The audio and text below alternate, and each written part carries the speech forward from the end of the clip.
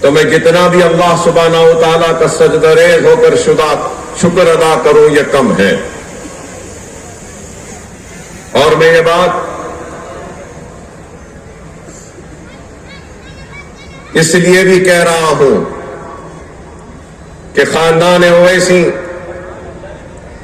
3 نسل سے مسلسل عوام کی خدمت کرتی آئی ہے.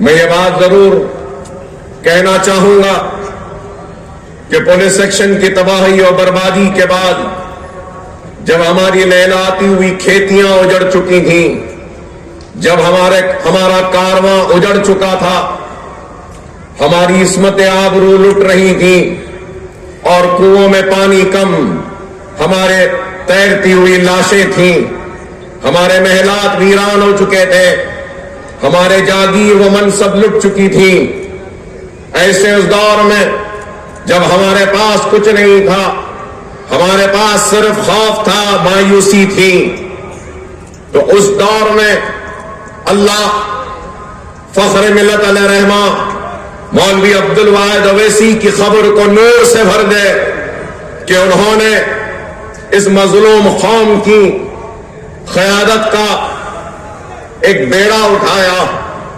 اور اس دور میں مجلس اتحاد المسلمین کا اپنا کوئی سیاسی دفتر بھی نہیں تھا. مجلس اتحاد المسلمین کے پاس بیٹھنے کے لیے کوئی ٹوٹی کرسی بھی نہیں تھی. مجلس اتحاد المسلمین کے پاس لکھنے کے لیے ٹوٹا قلم بھی نہیں تھا. مجلس اتحاد المسلمین کے پاس ایک کاغذ کا ٹکڑا تھا. بس اس کے ساتھ اپنی جدوجہد کا آغاز کیا. اور جب جدوجہد کا آغاز کیا تو فخر ملت علیہ رحمہ کو 11.5 مہینے جیل کی صحبتوں کو برداشت کرنا پڑا. چنچل گڑے کی جیل میں 11.5 مہینے تھے. اور پھر اس کے بعد جیسے وہ گرفتار ہوئے تو اپنے گرفتاری کے وقت اپنے نوجوان بیٹے سالار ملت کو، جن سے ہم جانتے پہچانتے ہیں، سالار ملت سلطان صلاح الدین اویسی کو مجلس کا کارگزار صدر نامزد کر کے جیل کو جاتے ہیں. اور ایک نوجوان اپنی تعلیم کو ترک کرتا ہے، علی گڑھ مسلم یونیورسٹی میں داخلہ لیا، اپنے تعلیم کو ترک کر کے اپنے باپ نے جو ذمہ داری دی اس نوجوان پر، تو اس ذمہ داری کو نبھانے کے لیے آگے بڑھتا ہے. تو اس دور سے لے کر آج تک خاندان اویس نے کام کیا ہے. اور کام کی وجہ یہ ہے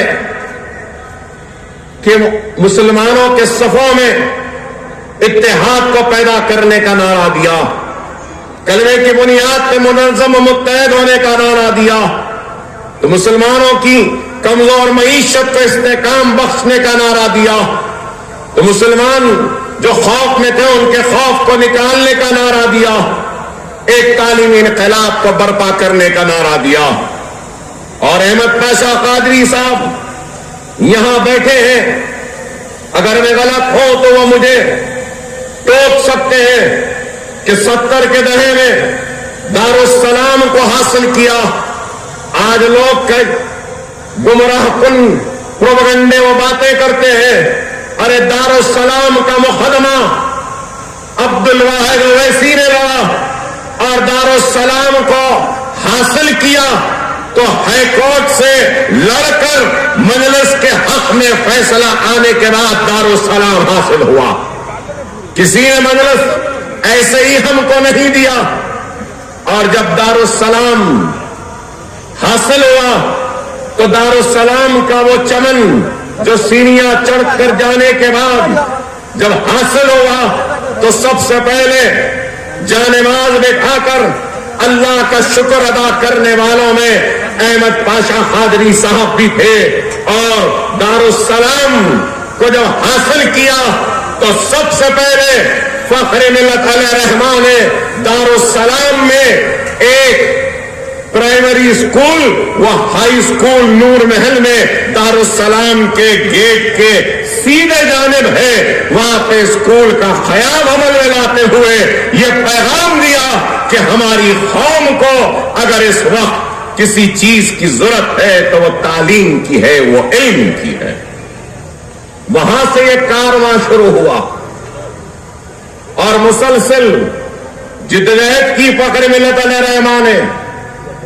फख्र मिल्लत अलैहिर्रहमान के इंतकाल के बाद सालार मिल्लत ने मेहनत की, कोशिश की और अपने वालिद के ख्वाब को पूरा किया। Deccan medical college, engineering college, MBA college, MCA college, pharmacy college, architecture college, physiotherapy college, nursing college, ये तालीमी जाल बिछा दिया और अवैसी हॉस्पिटल की बुलंद इमारत बनाई और असा दवाखाना बनाया। तालीम के मैदान में मजलिस ने यह काम किया। और बीजेपी की बी टीम है, MIM ऐसी है, हम जहां जाते हैं हमारे पीछे जाती है, वोट काटती है। ओहो, तुम उतनी दूर से MIM को देख रहे, अपने बाजू चड्डी और निक्कर पहना RSS का आदमी खड़ा है, वो नहीं दिखाई दे रहा। राहुल गांधी,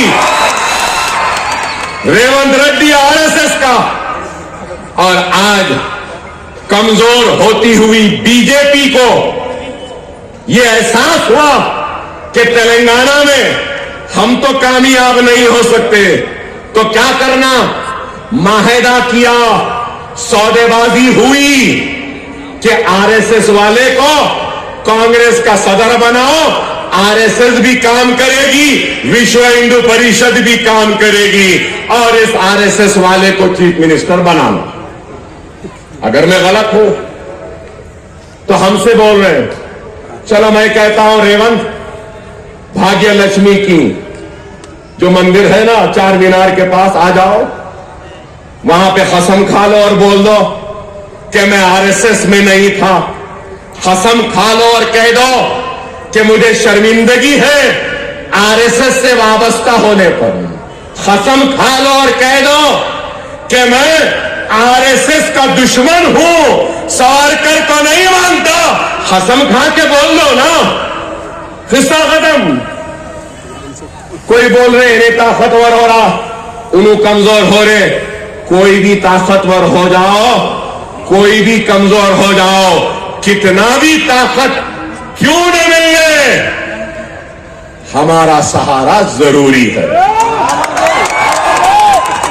मैं ये बात कह रहा हूं, याद रख लो, एक वक्त फसल बोने का होता है, एक वक्त फसल तैयार करने का होता है और एक वक्त फसल काटने का होता है।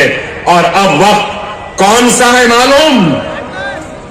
सालार ने फसल बोई थी, फख्र मिल्लत ने फसल बोई थी, सालार ने फसल तैयार की और अब फसल तैयार है, काटने का वक्त है। समझो मेरी बात को, समझो मेरी बात को। फिर से दोहरा रहा हूं सालार के जुमले को। हम बादशाहगढ़ के मौक़िफ़ में, हमारे बादशाहगढ़ के मौक़िफ़ को कमजोर होने न दो मुसलमानों। कोई भी तख्त पे हो, हमारी मर्जी के बगैर नहीं बैठ सकता, इस बात को समझो। और ये लोग हमारी ताकत को खत्म करना चाहते हैं। बादशाहगढ़ का जो मौक़िफ़ है ना, उसको खत्म करना चाहते हैं। सिर्फ एक तकरीर हुई स्कूल में तो अकबर भाई बोलने पे मजबूर हो गए। याद रख लो, मुझे अकबर भाई नहीं बोलना है, मेरे इन सारे भाइयों को भाई बोलने वाला हमको चाहिए।